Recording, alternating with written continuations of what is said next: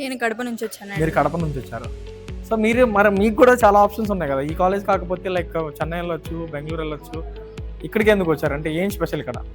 అంటే ఇక్కడ కాలేజ్ కొత్త కన్స్ట్రక్ట్ అయింది అండ్ స్ట్రెంత్ కూడా ఎక్కువ ఉండదు. అయితే వేరే కాలేజ్లో అయితే క్లమ్జీగా ఉంటుంది. ప్లేస్మెంట్స్ కూడా చాలా బాగా వస్తాయి ఇక్కడ, ఎందుకంటే కొత్తగా కన్స్ట్రక్ట్ చేస్తారు కాబట్టి ప్లేస్మెంట్స్ ఖచ్చితంగా తీసుకొని వస్తారు. ఓకే. ఆ డెసిషన్ తీసుకొని ఇక్కడ జాయిన్ అయ్యాం. అండ్ అంటే ఇప్పుడు లెక్చర్స్ కూడా అవుట్ ఆఫ్ ఇండియా నుంచి వర్క్ చేసి కూడా ఇక్కడ ఉన్నారు, లైక్ కొరియా, ఓకే. అక్కడ వర్క్ చేసి కూడా ఇక్కడికి వచ్చారు. అంటే చాలా బాగుంది. ఇప్పుడు టీచింగ్ కూడా చాలా బాగా చేస్తున్నారు.